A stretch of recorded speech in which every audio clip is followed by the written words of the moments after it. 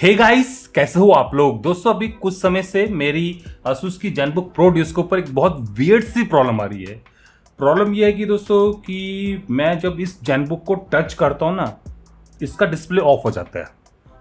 अब चूंकि इसके अंदर दूसरा डिस्प्ले भी है तो मैं दूसरे डिस्प्ले को ऑन करके चेक कर लेता हूँ और मुझे पता चलता है कि जो डिस्प्ले ऊपर वाला है वो डिवाइस मैनेजर में तो दिख रहा है बट जल नहीं रहा है। मैं उसके बाद जो हॉट की है रिफ्रेश वाली विंडोज़ की, विंडोज़ बटन हो गया, कंट्रोल शिफ्ट और बी, उसको भी प्रेस करता हूँ तब भी दोस्तों डिस्प्ले नहीं आता है। मैं जो भी कर सकता हूँ दोस्तों, मैं पूरी कोशिश करता हूँ, डिस्प्ले नहीं आता है। अगर मैं HDMI के थ्रू कोई एक्सटर्नल मॉनिटर लगाने की कोशिश करूँ तो उस केस में डिस्प्ले मुझे मिल जाता है, बट जो मेन डिस्प्ले है वो ऑफ है। अब इस प्रॉब्लम से रिकवर कैसे किया जाए, इसका एक ही तरीका है कि आइदर मैं अपने कंप्यूटर को शट डाउन कर दूं या फिर इसको हाइबरनेट में डाल दूं, और जब मैं वापस इसको ऑन करता हूं तो डिस्प्ले आ जाता है। अगेन कुछ समय इस्तेमाल करने के बाद अगर मैं लैपटॉप को टच कर दूं, स्पेशली कहा जाए इस एरिया से, तो ये फिर से डिस्प्ले गायब। तो इस टाइप की एक वियर्ड सी प्रॉब्लम है, काफ़ी महीनों से इसके ऊपर फेस कर रहा हूँ। मैंने इसको सर्विस सेंटर में भी दिखाया था। अब चूंकि ये मेरी प्राइम नोटबुक है जिस पे मैं सारा काम करता हूँ, मेरा ऑफिस से लेके यूट्यूब का सारा काम इसी पर होता है, तो मैं लंबे समय तक उनको दे नहीं सकता था। तो उनकी कुछ सजेशन मैंने इसमें इम्प्लीमेंट किए, जैसे कि ऑपरेटिंग सिस्टम को चेंज कर लिया। उसके बाद दोस्तों मैंने कोशिश की फाइंड आउट करने की जो एग्जैक्ट प्रॉब्लम है वो कहाँ पर है। तो मैंने दोस्तों अभी कुछ दिनों में एक चीज़ नोटिस की है कि जब मैं इसको चार्जर पर इस्तेमाल करूँ और फिर टच करूँ तो तब दोस्तों इसमें ये प्रॉब्लम काफ़ी ज़्यादा आती है। और जब ये बैटरी पे चल रहा होता है ऐसी कोई दिक्कत नहीं। इसके साथ एडेप्टर है ADP 230GB, ये 19.5 वोल्ट 11.8 एम्पियर वाला 230 वाट का एडेप्टर है। मैंने दोस्तों इस एडेप्टर को खोला, टेस्ट किया, मुझे कोई भी प्रॉब्लम, कोई भी दिक्कत नहीं दिखी। और उसके बाद दोस्तों मैंने क्या किया, मैंने इस 180 वाट के एडेप्टर पर इसकी केबल को निकाल के लगा दिया, तब भी प्रॉब्लम ऐसी की ऐसी बनी रही। तो इससे तो ये कंफर्म होगा कि एडेप्टर में कोई दिक्कत नहीं है, हो सकता है कि केबल में कोई दिक्कत हो। और चूंकि मैं केबल को टच कर रहा था और टच करते डिस्प्ले ऑफ हो जा रहा था, तो मुझे लग रहा था कि इसके अंदर शायद कुछ इलेक्ट्रोमैग्नेटिक इंटरफेरेंस हो रहा हो। तो इन दैट केस चूंकि इसके अंदर कोई फेरेट की बीड नहीं थी, तो मैंने केबल को काट के इसके अंदर एक फेरेट की बीड भी डाल दी। इसको लगाने के बाद भी प्रॉब्लम सॉल्व नहीं हुई और बार बार वही हो रहा था कि अगर मैं इसको टच कर दूं तो जो लैपटॉप है वो चार्जिंग लेना बंद कर देता है और कई बार डिस्प्ले गायब। तो डेफिनेटली एडेप्टर में कोई दिक्कत नहीं है, हो सकता है कि इस केबल में कोई दिक्कत हो। अब सोल्यूशन क्या हो सकता है, तो दोस्तों सोल्यूशन मुझे जो लगा, जो मैंने यहाँ पर सोचा कि एक बार इसके लिए एक नया एडेप्टर ट्राई किया जाए, तो मैंने ROG सीरीज़ का ये एडेप्टर मंगवाया है। ये भी 230 वाट का सेम एडेप्टर है बट थोड़ा सा डिफरेंट लुक है। ये बिल्कुल सील पैक मुझे मिला है। बॉक्स में एक तो अडेप्टर है, एक कॉर्ड होगी, इसकी वारंटी फॉर्म हो गया, और यहाँ पर इंडियन ई-वेस्ट मैनेजमेंट रूल है 2016 का। बस यही बॉक्स कंटेंट है। चलिए इस अडेप्टर को इसकी पैकिंग से बाहर निकालते हैं। तो ये है 230 वाट का ROG सीरीज के लिए सेम ADP 230GB। तो ये भी 19.5 वोल्ट 11.8 एम्पियर वाला 230 वाट का एडेप्टर है विथ 6 mm जैक। चलिए इसको ट्राई करते हैं और फिर फाइंड आउट करते हैं कि क्या इससे ये जो प्रॉब्लम है ये सॉल्व हो गई है। मैं एक चीज़ और आप लोगों को बता देता हूँ, जब मैंने इस एडेप्टर को ओपन किया तो मुझे पता चला कि इस केबल में सिर्फ 2 ही वायर हैं, पॉजिटिव एंड नेगेटिव, जबकि जैक के ऊपर 3 पॉइंट मिल रहे हैं, आउटर सेल, इनर सेल और एक बीच में छोटी सी पिन।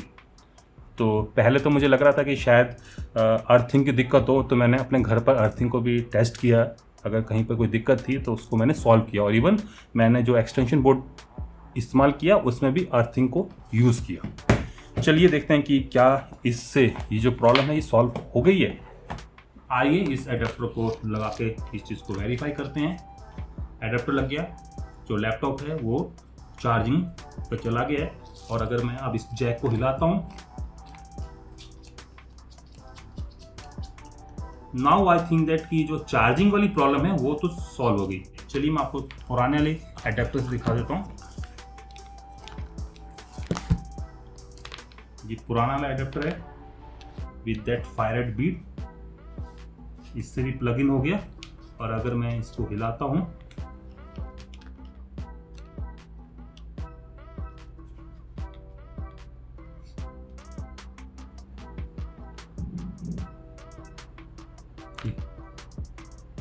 इस समय ये चार्जिंग से हटा बट डिस्प्ले ऑफ नहीं हुआ। मतलब कि कई बार ऐसा होता है कि डिस्प्ले भी चला जाता है।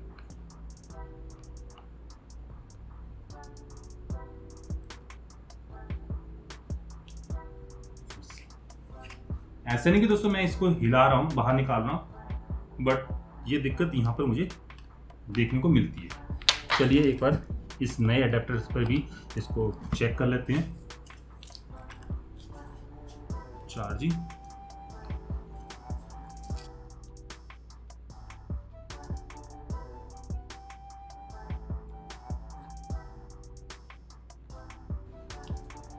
इस टाइप की कोई दिक्कत नहीं दिख रही है।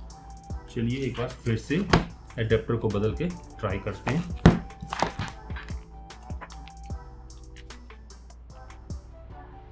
ये दोस्तों हमेशा नहीं आती है, ये कभी कभार ही अब डिस्प्ले है, तो ये दिक्कत है इसके साथ। अब ऐसा नहीं कि दोस्तों ये जो डिस्प्ले है ये चला गया होगा। अगर मैं सेकंड डिस्प्ले को ऑन कर दूं, आप देखना भी, अगर मैं सेकंड डिस्प्ले को ऑन कर दूं तो सेकंड डिस्प्ले मुझे दिख रहा है, आप देख लीजिए सेकंड डिस्प्ले दिख रहा है।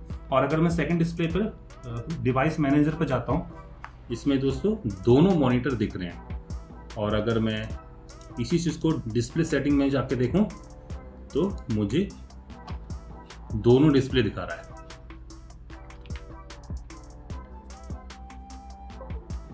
HDMI पर भी डिस्प्ले आ रहा है, जबकि मेन स्क्रीन पर कोई डिस्प्ले नहीं। तो इस टाइप की दिक्कत दोस्तों मुझे इस लैपटॉप में पिछले 2-3 महीनों से देखने को मिल रही है। मेन डिस्प्ले चलते चलते अचानक से बंद हो जाता है। और अभी काफ़ी देखने के बाद, काफ़ी रिसर्च करने के बाद पता चला कि जब मैं इसकी चार्जिंग केबल को टच करता हूँ तो तभी इसका जो डिस्प्ले है वो ऑफ होता है। और ऐसे केस में जो सेकंड डिस्प्ले है, जो कि वायर के थ्रू कनेक्टेड है या फिर HDMI के थ्रू कनेक्टेड है, वो चल रहा है, जबकि जो डायरेक्टली CPU के साथ कनेक्टेड डिस्प्ले है वो बंद हो जा रहा है। दोस्तों मैंने इसके अंदर ड्राइवर को अपडेट करके भी देख लिया, OS को भी मैंने पूरा बदल दिया, इवन मैंने इसकी हार्ड डिस्क को भी बदला। इसमें दोस्तों मैंने NVIDIA का जो ग्राफिक्स कार्ड है उसको डिसेबल करके भी देख लिया, और इंटेल की जो ग्राफिक ड्राइवर है उसको भी डिसेबल करके देख लिया। प्रॉब्लम दोस्तों ऐसे की ऐसी ही है। इससे रिकवर करने के 2 ही तरीके हैं, आइदर मैं कंप्यूटर को बंद कर दूं फोर्सफुली, या फिर अगर मैं इसको बंद कर पाता हूं डायरेक्टली, अगर सेकंड डिस्प्ले पर मैं कर सकता हूं काम तो वहां से बंद कर दूं। नहीं तो दोस्तों मैंने एक ऑप्शन लगा रखी है, कभी अगर ऐसी कोई दिक्कत आती है तो मैं अगर एडेप्टर को हटा के इसको फोल्ड कर दूं, इसको क्लोज कर दूं, तो ऑटोमेटिकली ये जो कंप्यूटर है ये हाइबरनेट पे चला जाए। तो इस समय कंप्यूटर हाइबरनेट पे चला गया होगा, और उसके बाद जब मैं इसको उठाऊंगा और फिर से ऑन करूंगा तो मुझे इसका डिस्प्ले फिर से मिल जाएगा।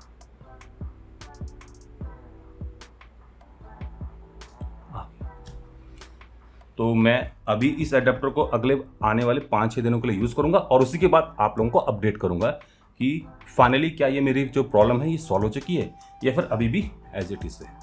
तो मिलते हैं 5-6 दिनों के बाद। A few moments later. पिछले 1 हफ्ते से मैं अपनी इस जेनबुक प्रो ड्यूस को इस्तेमाल कर रहा हूँ विद दिस न्यू एडेप्टर, और अभी तक ना ही जो चार्जिंग है वो स्टॉप हुई है और ना ही इसका डिस्प्ले ऑफ हुआ है, चाहे मैं दोस्तों कितना भी केबल को टच कर लूँ। तो आई होप दैट कि ये जो प्रॉब्लम थी ये एडेप्टर की थी, और एडेप्टर बदलने से ये प्रॉब्लम सॉल्व हो चुकी है। और दोस्तों इसी बीच मैं नेहरू प्लेस भी गया था और मैंने इस डीसी केबल को काफ़ी सर्च किया, और कहीं भी दोस्तों मुझे ये डीसी केबल नहीं मिली है। कंपैटिबल मुझे 2 केबल्स दिखी जो दिखने में बिल्कुल ऐसी ही थी, मतलब कि इनका जैक बिल्कुल ऐसे ही था। अब चूंकि ये एग्जैक्टली मैच नहीं कर रही थी तो इनका लैपटॉप में आना भी, फिट हो पाना भी मुश्किल था। और अगर मैं ओरिजिनल जैक को देखूं तो इसमें आउटर स्लीव का डाया है 6 mm, इनर का है 3.7 mm, और बीच में एक छोटी सी पिन भी है। तो होप डैट कि जब ये केबल अवेलेबल होगी तो मेरा ये जो एडेप्टर है ये भी ठीक हो जाएगा। बट अभी के लिए यही है कि इस नए एडेप्टर ने मेरी ये जो प्रॉब्लम थी, जो कि पिछले कई महीनों से मैं फेस कर रहा था, ये सॉल्व कर दी। तो अगर आपके लैपटॉप में भी ऐसी वियर्ड प्रॉब्लम आ रही है तो एक बार एडेप्टर को बदल के चेक कर लें। तो फिलहाल के लिए यही है कि मेरा ये जेनबुक प्रो ड्यूस होप डेट कि ये ठीक हो गया है। तो आशा करता हूँ कि आप सभी लोगों ने इस वीडियो से कुछ ना कुछ सीखा होगा, कुछ ना कुछ ज्ञान प्राप्त किया होगा। तो इस वीडियो को आप लाइक कर सकते हो, शेयर कर सकते हो, और अभी तक अगर आप लोगों ने मेरे इस चैनल को सब्सक्राइब नहीं कर रखा है तो जाने से पहले मेरे इस चैनल को सब्सक्राइब भी कर सकते हो। अगर सब्सक्राइब कर ही रहे हो तो साथ में जो बेल आइकन है, घंटे वाला जो निशान है, उसको ऑल करके बजा जाना, ताकि आप लोगों से मेरी कोई फ्यूचर अपडेट, कोई फ्यूचर इस टाइप की वीडियो मिस ना हो पाए। नमस्कार, बाय बाय।